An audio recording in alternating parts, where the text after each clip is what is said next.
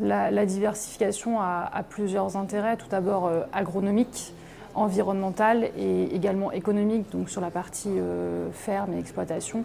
On l'intègre dans un niveau qui est très régional mais aussi national et européen, dans des stratégies de commercialisation mais aussi de recherche de financement. Et tout ça, au niveau de VG Police Vallée, c'est un accompagnement qui se fait par les différents acteurs. Et il y a quelque chose qui est clé, c'est l'innovation. Donc on a une innovation qui est très organique, qui va être liée à la génétique jusqu'à la vente, jusqu'au consommateur. Mais on a aussi une innovation dans l'organisation et dans les modes de fonctionnement pour accompagner ces changements. Et cette innovation, elle va être sur une journée comme aujourd'hui, travailler en commun, mettre une partie recherche scientifique avec les agriculteurs, avoir un langage qui communique et surtout avoir une notion. Quels sont les besoins terrain, quelles sont les problématiques, qu'est-ce que la science peut apporter, qu'est-ce que la recherche peut apporter à toutes ces problématiques pour aller vers des filières et de la diversification.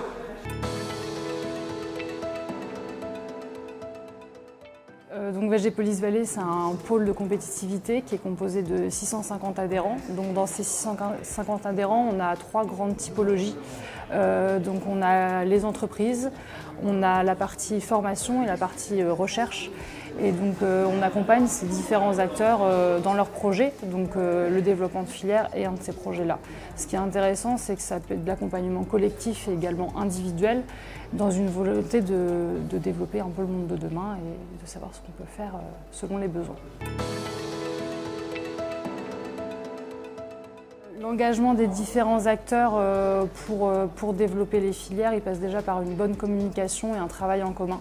Ce travail en commun, il doit être efficace et construit. Il doit répondre à des besoins concrets avec des unités de mesure qui ne soient pas trop complexes et qui permettent de suivre les projets. Et ensuite, c'est avoir une conscience des risques pris par chacun des acteurs. Dans cette notion de changement, on a déjà un premier frein psychologique et ça a été très bien abordé aujourd'hui. Quand on change des choses, c'est pas toujours évident, c'est pas toujours facile. Et travailler à plusieurs, ça permet de se dire bon, on a tous la même problématique, comment on avance. Et ensuite, cette notion de risque, elle passe par des solutions à mettre en place. On a le système assurantiel qui a par exemple été évoqué par Axéréal via les différents projets. On a aussi la façon de répartir les risques entre les différents acteurs. On a une notion économique et agronomique sur les fermes, qui sont 2 risques parfois qui sont contradictoires, mais on peut y répondre en réfléchissant à l'échelle de l'exploitation entière.